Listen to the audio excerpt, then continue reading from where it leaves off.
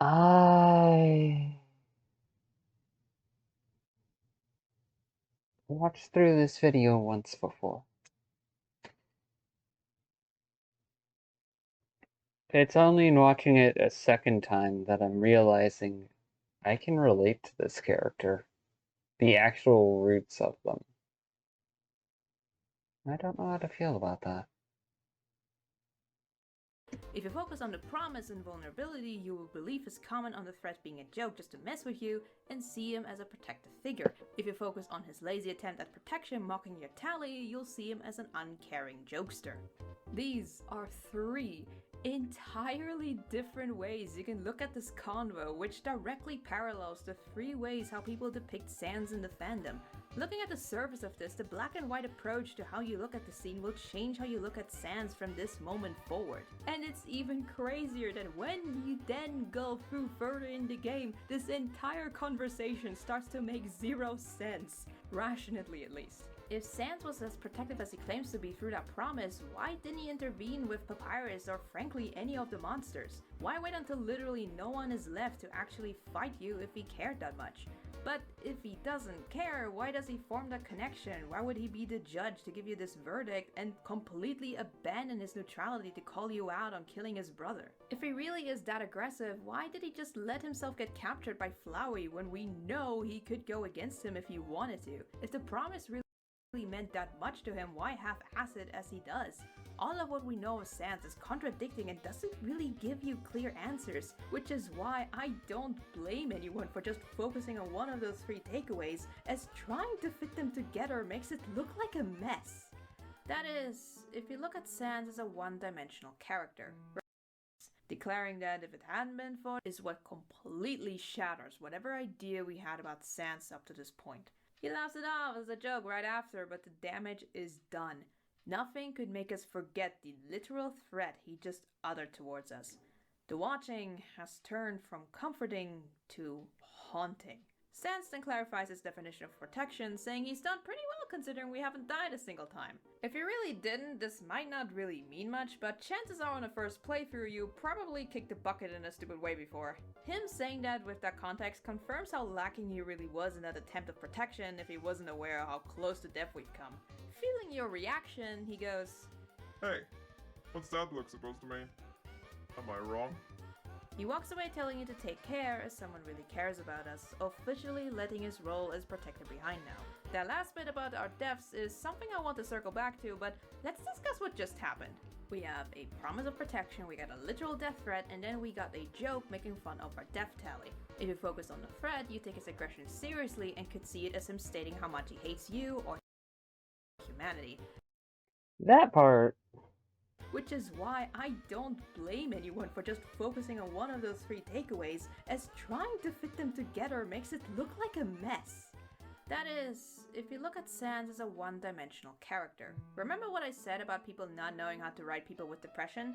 This is what I mean.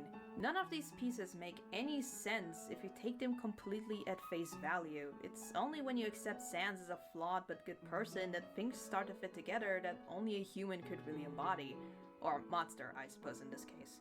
You can still make your own interpretation to what makes sense inside of my own view, but what I want to really mean with this is that it's impossible to get a proper read on him if you treat him as a simple guy with one known traits. Part of us. It's only when you go out of your way to make him more layered that you get a way closer depiction of him. It might still vary from person to person, but it helps getting to understand him just a little more. I'm gonna go over how I view the scene, and in extension Sans as a whole, to really explain the amount of hoops you need to go through to really make the scene make sense.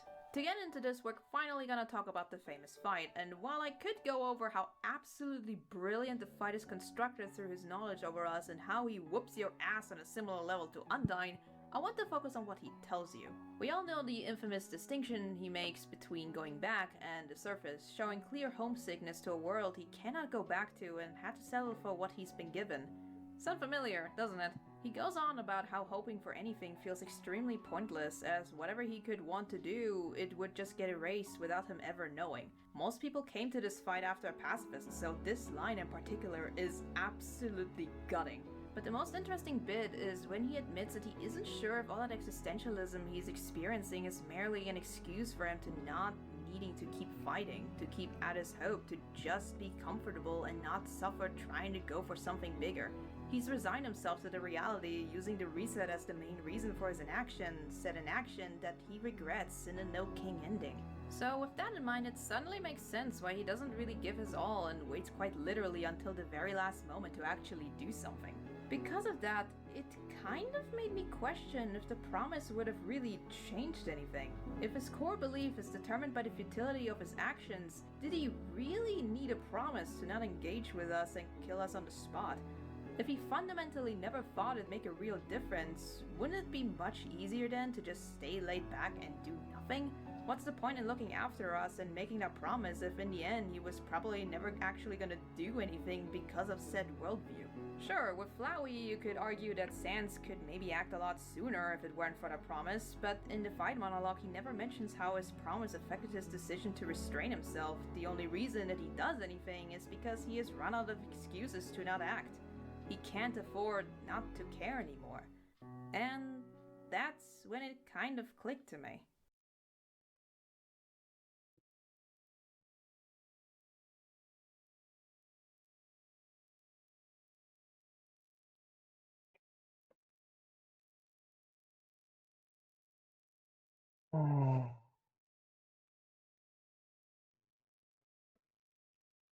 In a way, I can relate to that because I never really felt like I really fit in anywhere or that I had a life ahead of me.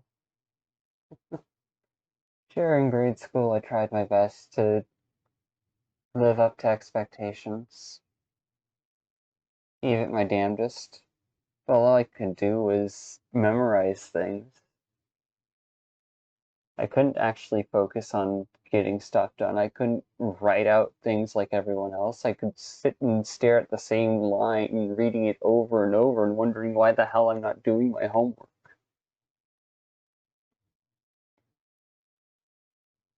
When I realized that I was essentially living like a lab rat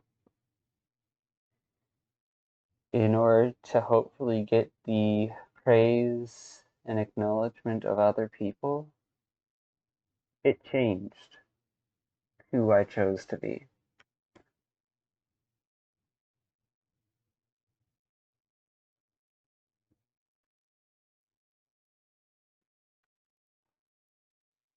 Changed me from someone that was just kind of drifting along but still trying their best despite not understanding,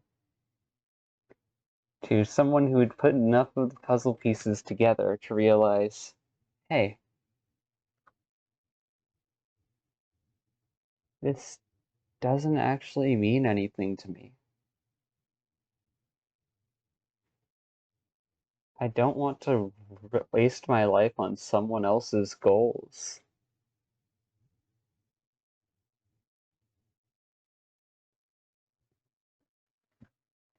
I don't want to just burn my own will to live just for someone else's praise. Because that is where I started at. It is the root of who I used to be. That naive, logic-oriented child that would try to meet expectations, but ultimately didn't understand how the world worked.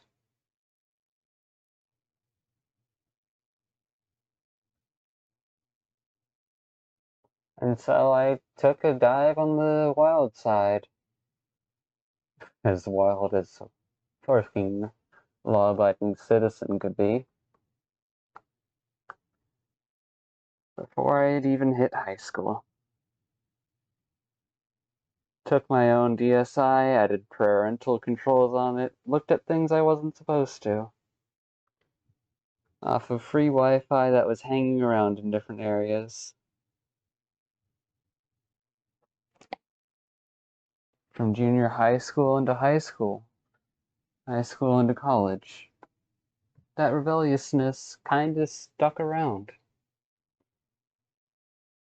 And I started to actually observe the world just as much as I had back when I realized that no one actually hated me back in school. They just didn't know how to interact with me. When I realized that my perceptions of other people weren't the reality they were living.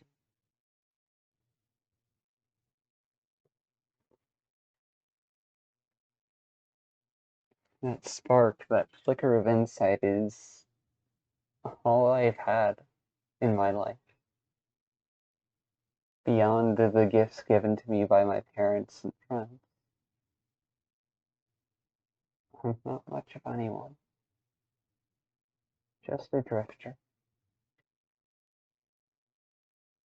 Trying to grow, trying to accept who I am while reaching for who I want to be, in the hopes I can leave some kind of impact, some kind of change behind that helps someone else. Because it was in high school while walking home from school to my dad's house that I decided my reason to live was to leave behind a legacy. And that's around the same time I chose to go by the nickname of Flicker. Or at least, that's when the song really, the Nitro Fun remix of the song really kind of just stuck with me. Same for She Music, Day 17, and other things.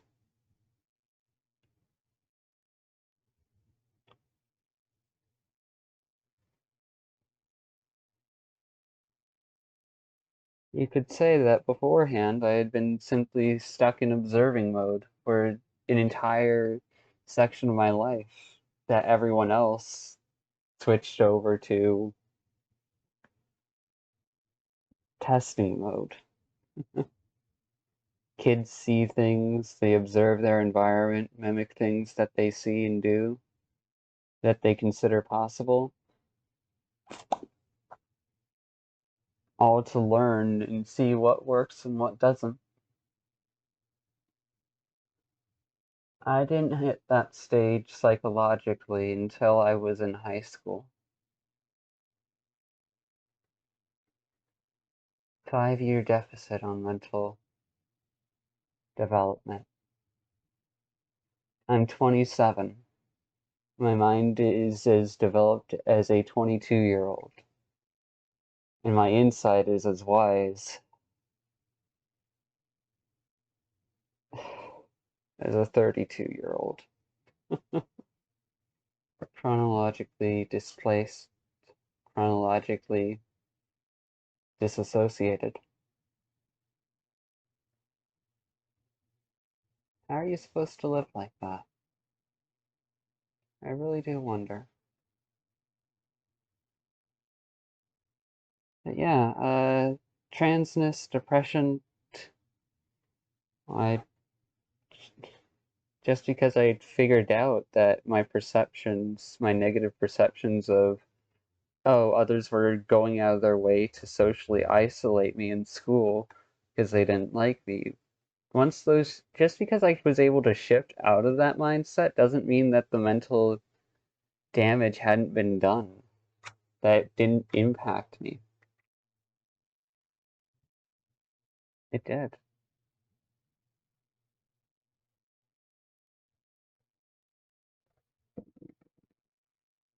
Just because I later learned the cost of trying to rely on apathy through my first big mistake of my life doesn't mean that I wasn't caught hook, line, and sinker into the bait of that space that encourages you to be apathetic. Even though I also cared about others.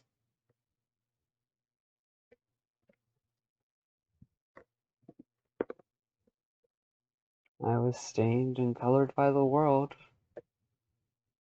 long before I could even choose those colors for myself. I think it's the case for most kids. Is how else are they going to experience the world?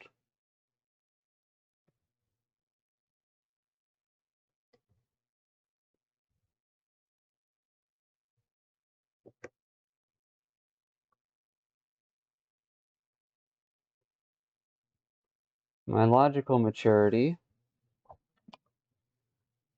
is ahead of my current age by 5 years, while my emotional maturity is behind my age by 5 years. And I am a depressed bitch. I'm a twisted bitch. Nothing more to say there, really. The promise he made to Toriel was never a means to restrain himself. It's It was just an just an excuse. excuse. You might not relate to this, but how often have you had a chance to do something under the guise of it being a favor when there's a more selfish reason behind it? How often have you used your relatives' chores or their misfortune as an excuse to not hang out with friends because you didn't know how to just say no to an event or not want to engage in an activity you had zero interest in? It might be true, but really, it's a layer added to something that gives you the ultimate excuse to be selfish under the guise of a selfless reason. After all, Sans never specified how sincere he is with that promise, only that he's grown to respect Toriel to a point where he'd feel like a disappointment if he said no to it. My choice to live out of spite is out of respect to other people's lives. An excuse used to not give up on myself.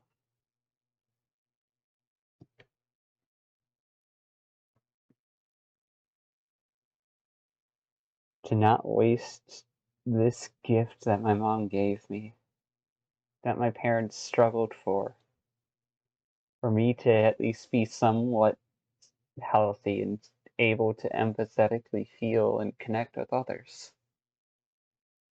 despite my disabilities.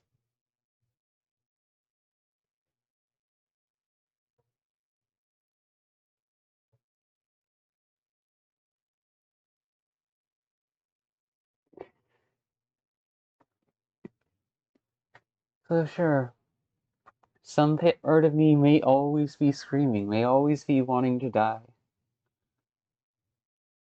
But if that's ever going to happen, it's either going to be because the world takes me out by sheer accident, of which I'm going to fucking struggle against, because fuck that, or it's going to be on my own terms. That's just how it is. I mean, there's also the chance that someone hates my guts enough to try and kill me, but the odds of that happening, no. Not happening. That would be flattering if someone hated my guts that much. It actually even explains why he doesn't like making promises in the first place. With the lack of belief of it all mattering, there's no sense of obligation to commit to promises. I don't even know if it all matters, but I like to think it does. Oh, when driving to junior high school, some mornings me and my mom would talk about my efforts. And I used to promise things. But I went from that to saying I'll try, because I didn't like saying the word promise and having it mean nothing because I couldn't hold to my intentions.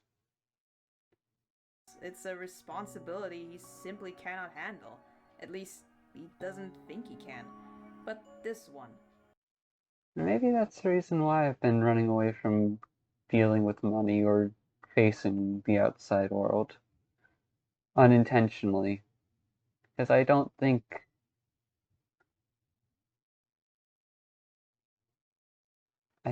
I could handle it all at once.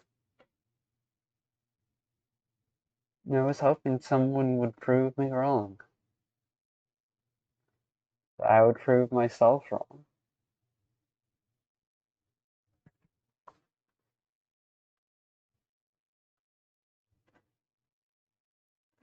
Yeah.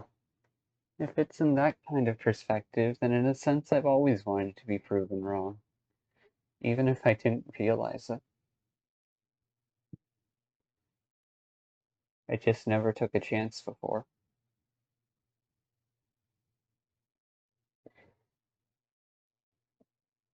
Okay, maybe I did take a chance before, but it ended up blowing up in my face the first time around too.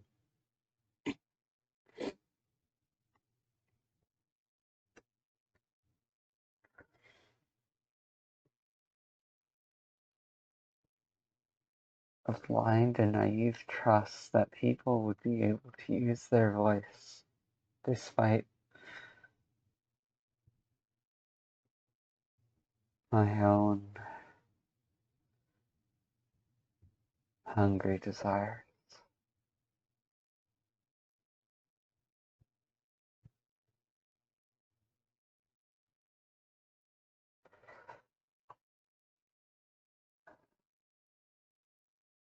I don't know if I'm like an emotionally starved animal or just a recovering creature.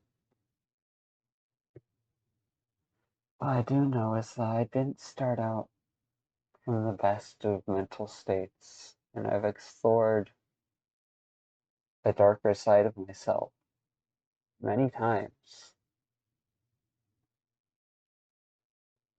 Thankfully, I don't think I can get away with anything, so I don't try to get away with anything. I try to learn and I try to grow.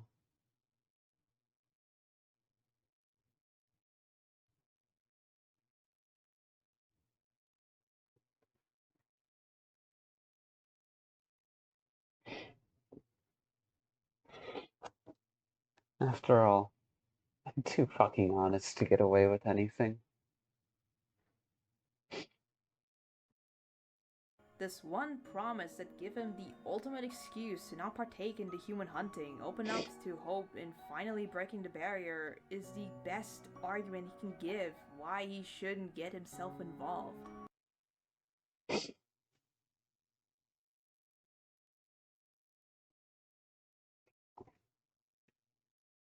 To protect my heart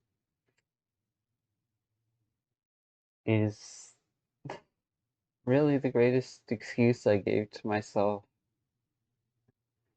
to defy expectations, to stop trying to please others. It may not have happened all at once, but it did build over time.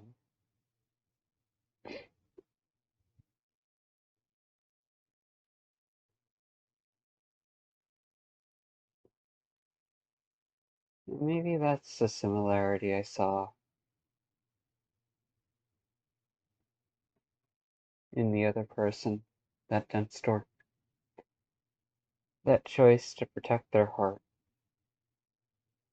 by asking meaningful questions of people they trusted, but only ever really opening up every now and then, instead of all the time or more and more as they got to know them.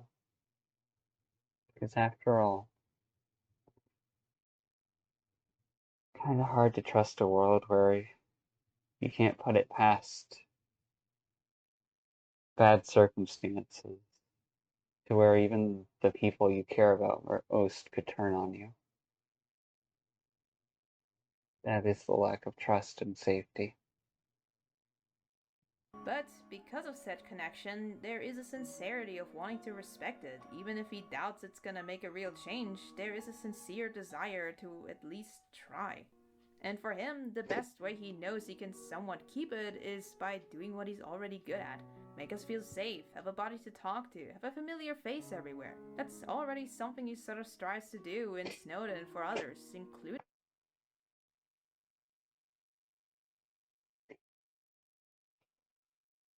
I mistook their heart for my own, and thus I wanted to protect them.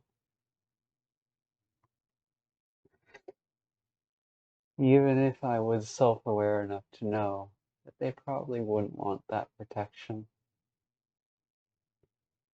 They probably wouldn't think they'd need it.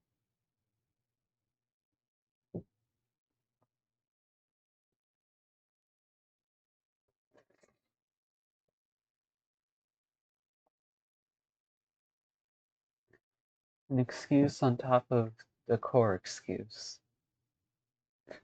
That would explain why it's so fucking convoluted, messy, upturned, and everything. The excuse to live out of spite and prove to all the people who thought I could be nothing more than just my disabilities.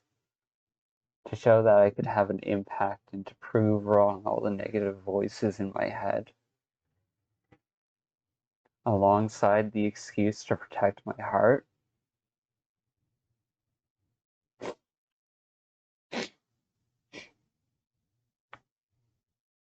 Yeah, I can see why I mistook them for me.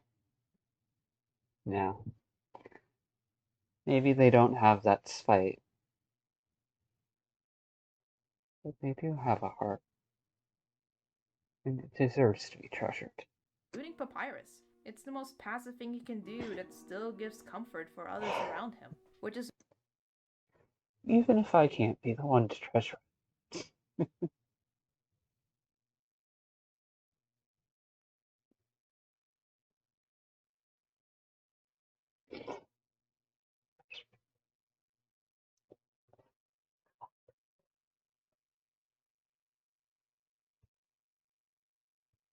why when you kill Papyrus, he's recognizing that there is no point in being buddies with you. You taking away his main reason to give that comfort to people is his sign to dip out. you showing that you couldn't stand up to me, give me a reason to continue hoping was my sign to dip out and stop being a source of stress.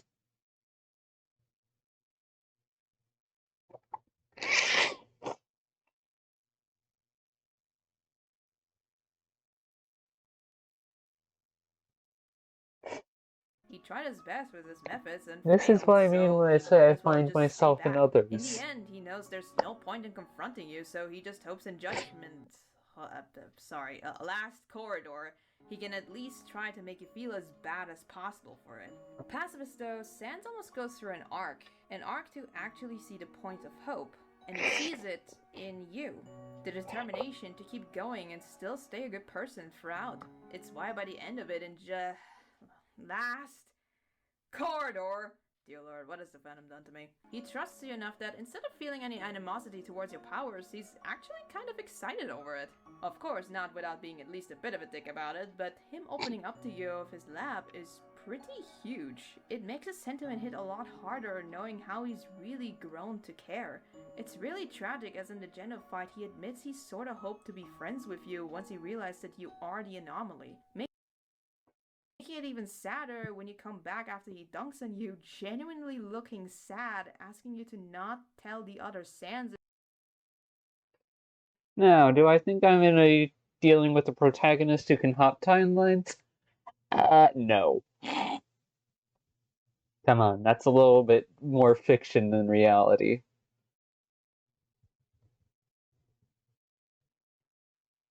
Do I believe I visited someone else's story and submitted my role as a supporting character for my time there? Yeah, yeah.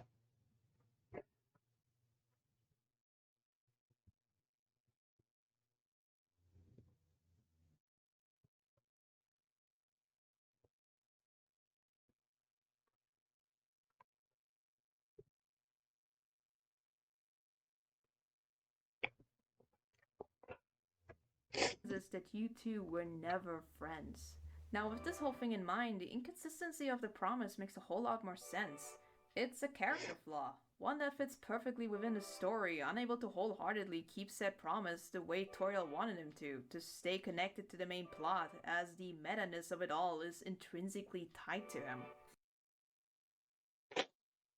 The inability to give up hope in the face of a better reality where I kind of already recognized that the other person wasn't going to prove me wrong.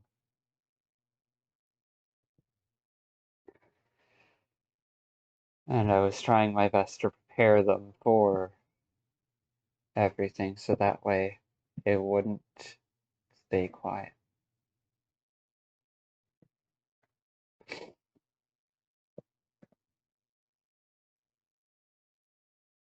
Yeah, that's a character flaw, right? Flowey at least exists in both narratives, as it is his story on both sides. Sans, on the other hand, is stuck in said meta narrative. He cannot act as a protective guardian, but he's willing to at least make you feel home in a world that both of you feel so foreign to. But that doesn't explain the threat and his mocking just yet, and frankly, this is where Sans really starts to show his hands. Remember the Golby scene where Sans foreshadows his connection and possible roughhousing he's had with Flowey? Flowey, in turn, foreshadows the ultimate climax with Sans for the Genified, warning you what would happen if he catches on. Except that there is a single instance in the dinner date where he already does that, and it's not the line you're thinking of. If you really think about it, the death threat, while pretty intimidating, doesn't really mean much in the context of this game. The whole point is that you can come back from the dead, retry over and over until you can eventually win. For that, death doesn't feel that much of an issue, as much of a funny sentence that is to say. I may die 1,000 times, but you only need to die once. However, it's the lines of dialogue after that are much more intriguing. He claims to be a good protector, to which he immediately notices that you seem to disagree on that regard. This would be fine if he didn't specify that you didn't die a single time. He says it as a throwaway joke, but really think about what this sets up. This is the very first time in the entire game where he reads your expression to know if you had died before. Body language. To know if someone was being honest with me. To know if they were actually doing well or just faking it.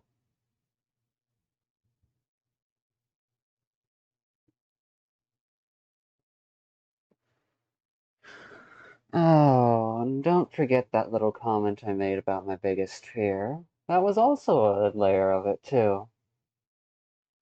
It was a combination of both hope and testing the waters, really. A skill he uses to mock you with before any time you fight against him in Geno. That, right there, is him catching on to you. That very realization is what Flowey later warns you about, except it's too late. You know now at that very moment that whatever you do, he will know what you are or are capable of doing. That's not to say he doesn't sincerely want to be friends with you or that the promise doesn't mean anything anymore, but that because he spent time with you, he started to suspect something, so it's the perfect opportunity to keep you in your lane, to see if he can get a reaction out of you, to see if he can tell whether you really are that anomaly he's been monitoring this entire time. This is such an amazing display of intelligence on his part. By giving you this threat beforehand, he's now made it clear to you what happens if you abuse that power he's clearly aware of. That threat had never anything to do with wanting to kill you this timeline, nor to do with him hating you. It's all about giving you a warning that while you're starting to give him hope, he's not ready to completely trust you, displaying his remarkable understanding of this world's function with one single question. Am I wrong? It's kind of genius because for so long, no one really took that line seriously in any of the Let's Plays I've watched, and even in mine, I mostly focused on the threat and how that could be a way to judge your reaction. But this, right here, is when you lost your mystique. When you lost the chance to fool him. He's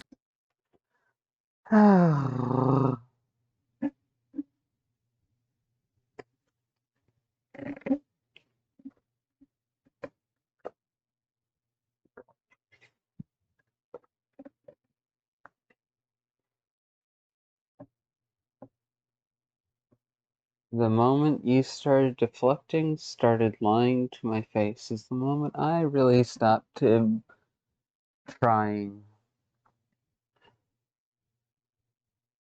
to be friends. I genuinely want to. After all, it would have been nice just to hang out and have a social home. Alas, that didn't happen. And because of my own mistakes and insecurity, Trace taking action and all that,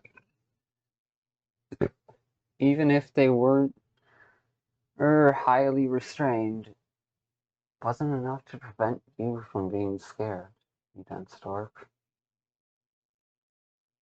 And I didn't want you pretending that you weren't scared. Because I know where that leads.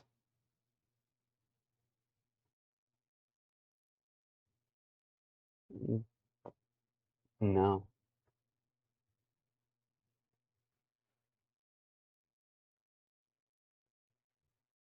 The end point of where it leads can branch off into many different directions, but the point right before it, where you drown yourself in apathy and lock out your entire ability to care about others, just no. All because you think you can keep functioning on it forever. Already onto you. Sure, he might be more clueless in other runs, but that doesn't change the fact that you cannot look at him the same way as you did before. This guy is not your normal pal anymore. He's become the most dangerous person to cross. Your expression is enough for him to gain the upper hand if you wanted to. At the end, however, as mentioned, he genuinely wishes for you to take care, meaning he's willing to see what you do from here on out, using the promise not just as an excuse for his inaction anymore, but also a chance to start seeing hope again. And in the last corridor, he genuinely believes in you, no longer held down by pessimism and really rooting for your success. Almost like a proud dad. His ass is now parent material, not canonically at least, but it shows he's starting to heal from it, and considering how interested he is in knowing embarrassing stories about you, it actually makes sense for people wanting to see him fill the role of a smug uncle. Is that the only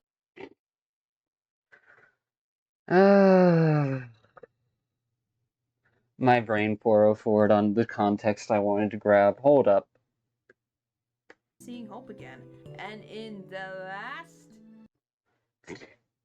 Yeah, that's a different piece of context. The fact that they have to keep on saying Last Corridor instead of Judgment Hall because the fandom really has renamed it to Judgment Hall.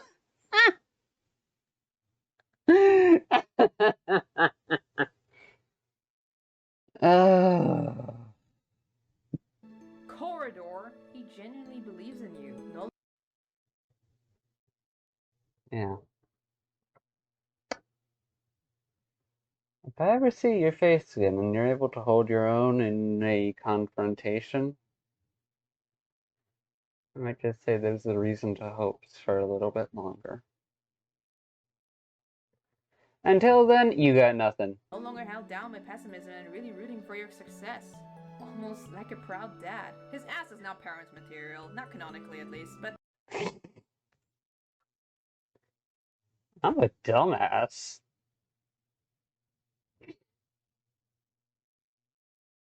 it shows he's starting to heal from it, and considering how I interested just- he is in knowing embarrassing stories about you, it actually makes sense for people wanting to see him fill the role of a smug uncle. Is that the only way you could read the scene? Probably not. There's maybe a more sinister way you could look at it, but personally, Sans does show a lot of kindness to others, even if not in the conventional way you expect him to. A very minor thing that I always loved is when you ask for the ketchup at Grilby's. He'll prank you and spill your food, but ultimately just gives you his food to make up for it.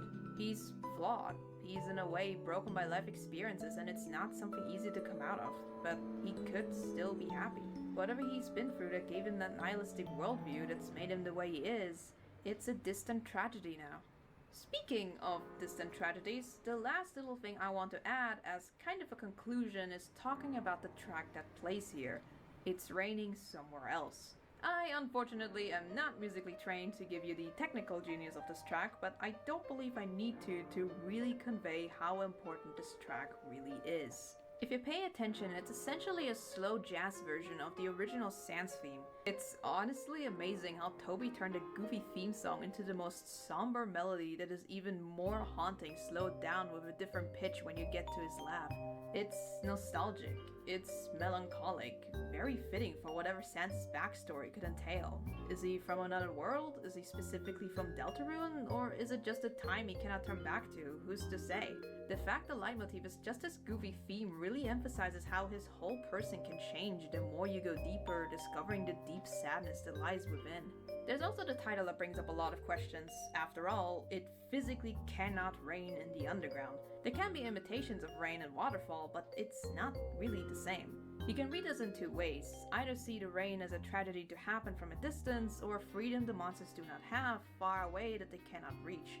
I've seen someone say that they see the rain as a hint to the Generon, as in there being a timeline out there closing in, predicting said tragedy. Personally though, I've always interpreted the rain as symbolically something that indicates a tragic event that's happened in the past and Sans trying not to think about it. Trying to be in the moment to, in a way, not think about the rain anymore. I like the idea that in the end of Deltarune there might be an apocalypse sort of setting and the last track that plays being titled It's Raining, while the world ends in a storm. However way you choose to interpret the scene or this track, there is a level of complexity and reading you need to go through to remotely get a satisfying answer, and even then, it could still be wrong or overreaching.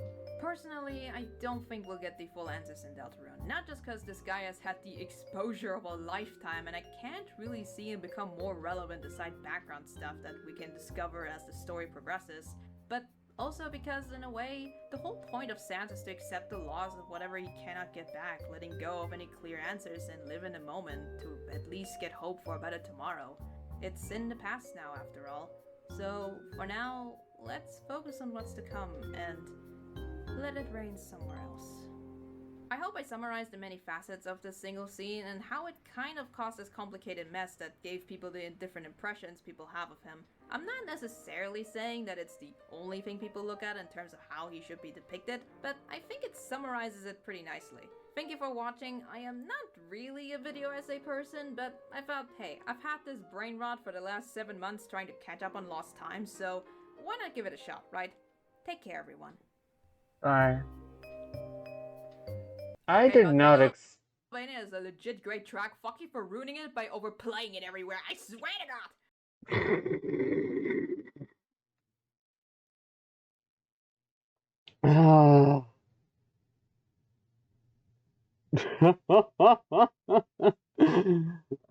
God! There's always juicy social lore to go into, but that's something for entertainment and another time.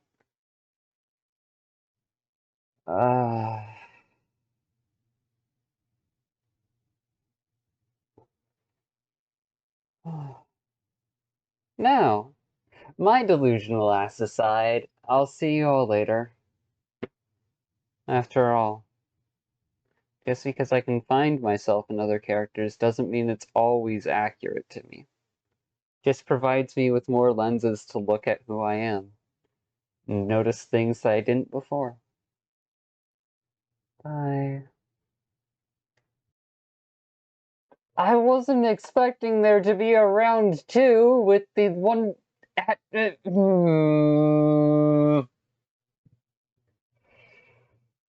Oh. From when they were on their deathbed to help Frisk, stay determined when they die. And finally, the most important thing they do.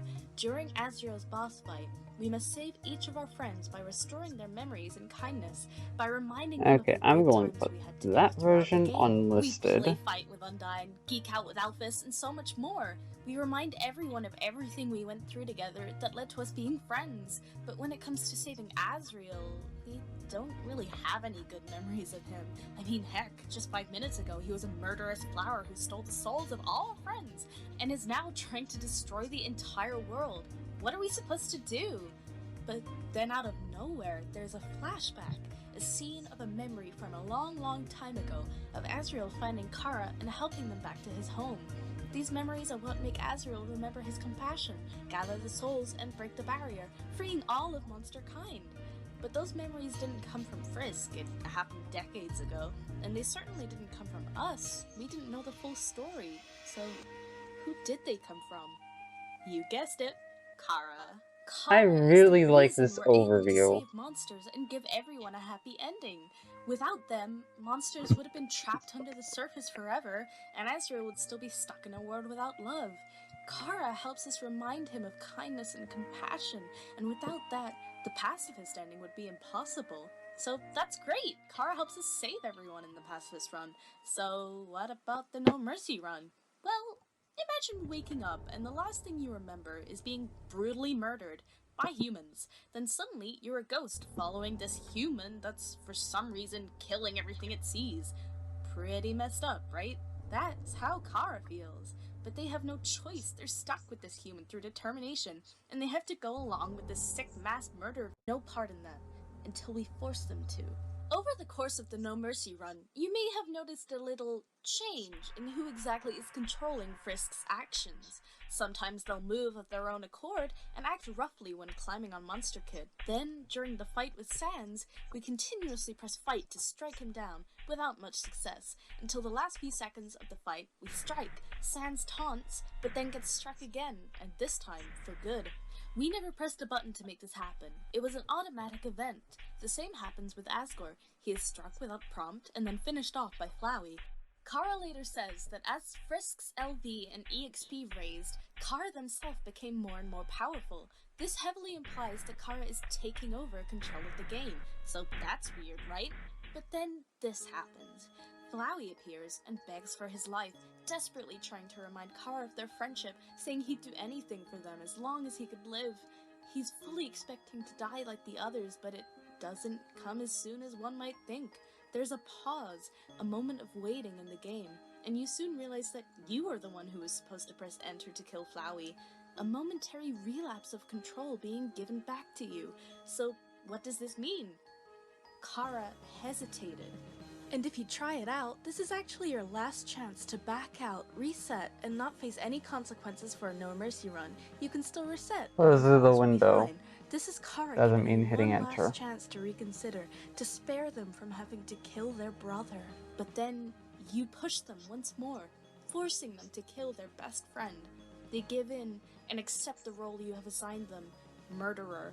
They kill Flowey in one last fit of despair and energy until they are consumed by hatred. We're not at the and part yet, vengeance. but Kara appears before you in a field this is of context darkness. I think A that applies heartbeat to the sounds in the world. background, much like the one Undyne described while being filled with determination.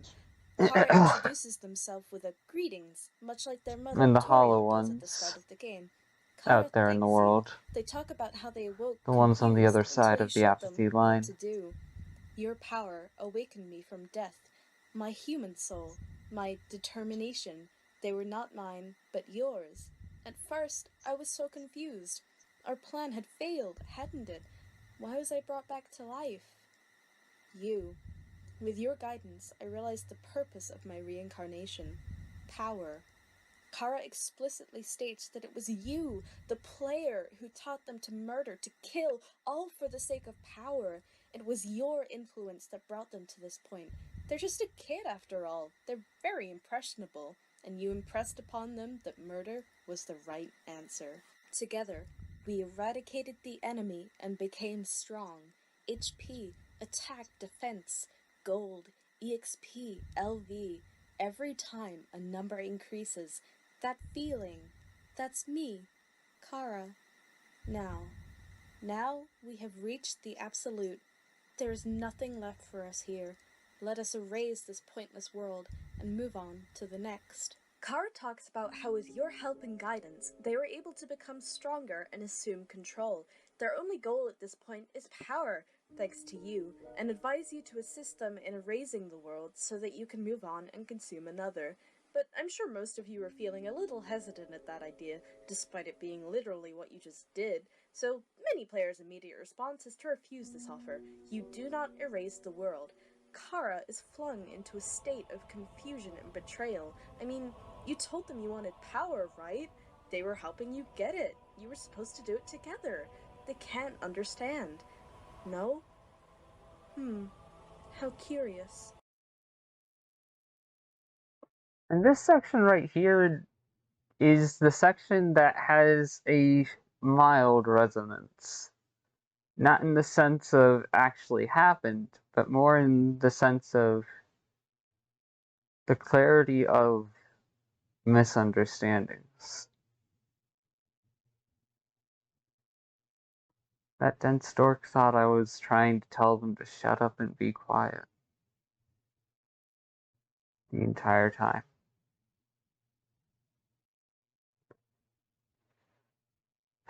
Or whatever. Only for me to then at the end say, hey, I don't want to live a life like this. Keep me locked.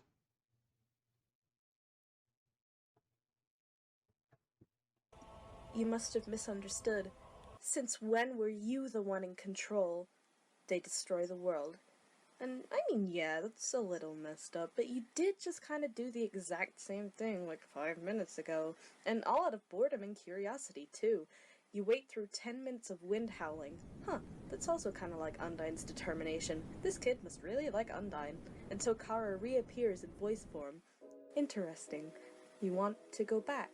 You want to go back to the world you destroyed. It was you who pushed everything to its edge. And that is the part where there's sharper resonance. The dense dork had only ever known of avoiding conflict, and I kept pushing for conflict. I kept pushing for confrontation. I kept pushing because I wanted to see them use their voice. I got what I wanted and I hate it. Not because they used their voice, but because my impatience hurt more than just me and the other person. Hurt the whole fucking friend group. It was you who led the world to its destruction. And yeah, I was the one who chose to push everything towards that end.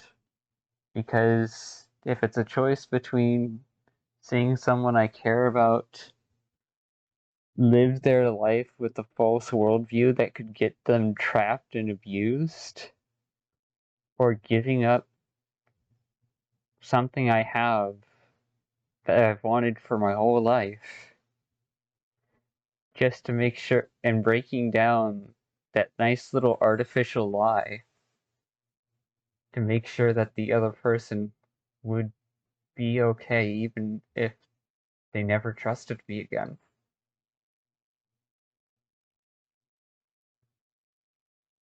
Yeah, I made that choice. It was rushed, it was hasty, it was fucking stupid. By all logical means. But I make that choice.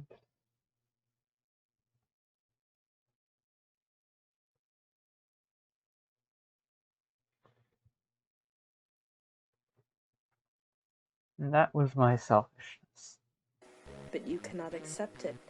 You think you are above consequences. And right there, those few simple sentences completely summarize the fanbase's unreasonable hatred for Kara. We do think we are above consequence. We think it's just a game, a toy for us to play with. An experience to learn from. After all, why care about someone if they're not going to be a part of your life?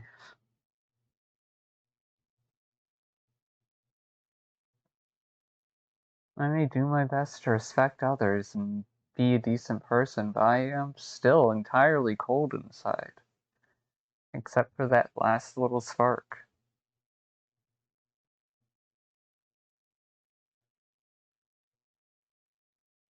That's all I have.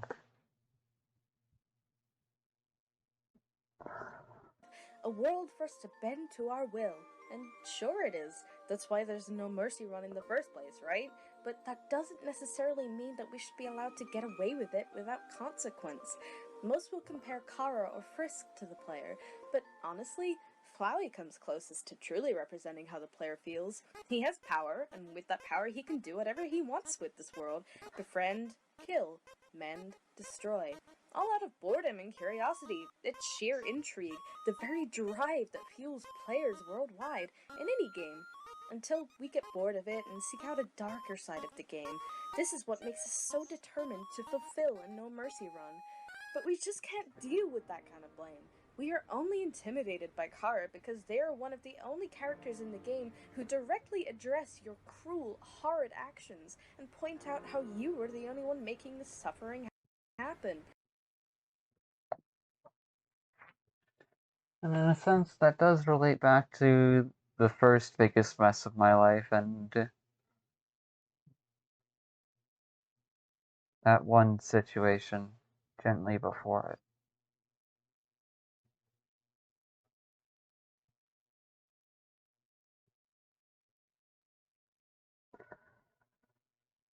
I did not. My trust in the world is broken. Completely and utterly. Hell, even if I love and trust my mom, I wouldn't put it past this twisted world to where there's a reality in a situation where she'd shoot me in the back of the head. And you want to know something? I told that to her, and she acknowledged that, yeah, the world is pretty messed up.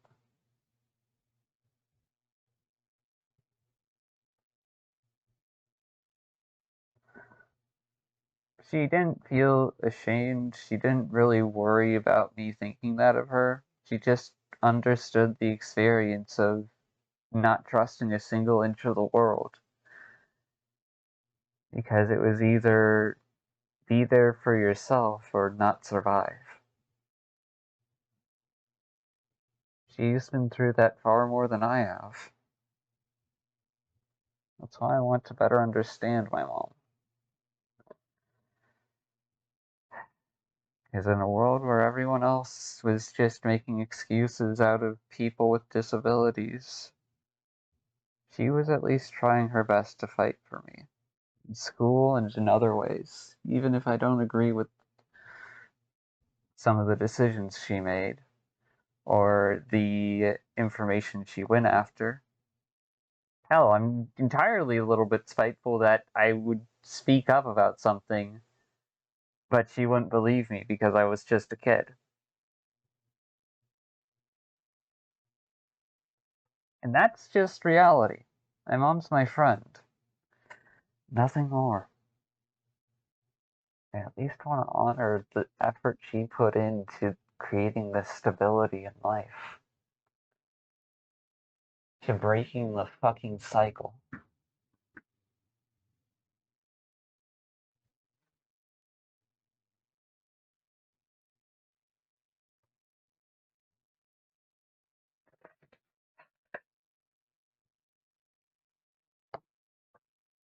We don't like being told what we already know, so we need someone to blame, someone to just shovel that nasty stuff onto and forget about it. And that's why we use Kara, the one character without a super visible arc of kindness or backstory or even personality. They're our blame, our scapegoat, if you will. But there's really so much more to them than just that. We just have to look a little deeper and keep our hearts open to mercy. If we answer no when Kara asks if we think we are above consequences, they will And what are you looking for? simply reply, then what are you looking for? And it's true, what are we looking for in a world we just wiped out? The No Mercy ending is built entirely to feel anticlimactic. We force our way through nearly impossible boss fights, ignoring the pleas of characters for their lives, the hundreds of opportunities for us to back out and try another, kinder run. What were we expecting? Some kind of reward? Yep.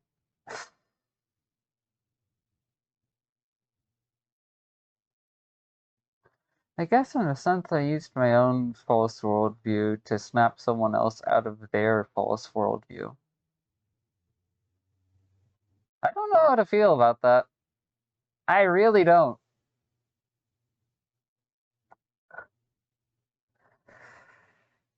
Uh,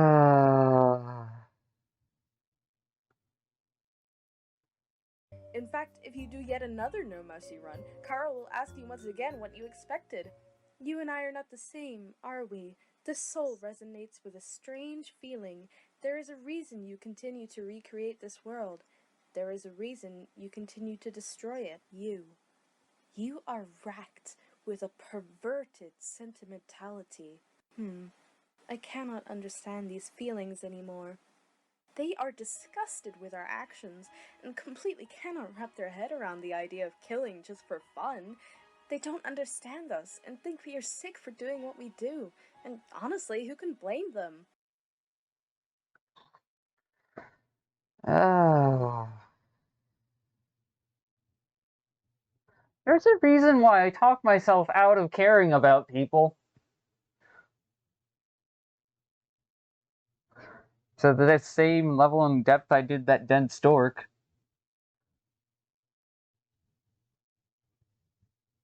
I can't trust the full depth of those intense feelings.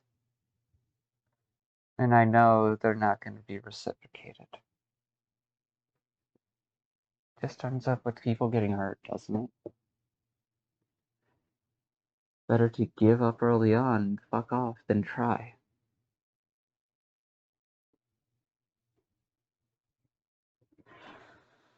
I wanted an answer to, okay, how the fuck do I acknowledge what happened and why I wasn't lying, but you also wouldn't fucking believe me no matter what. And now I've got the answer and it just sucks. Yay. Absolutely wonderful. If you do see this, do whatever with your life. Just don't bother me if you don't care.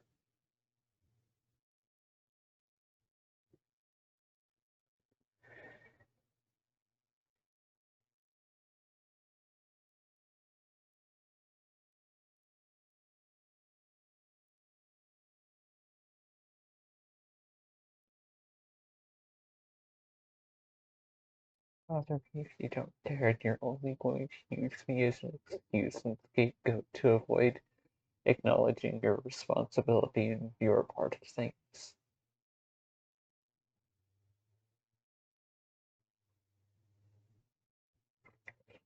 If you do care, and I ever see you again, please respect me as a person.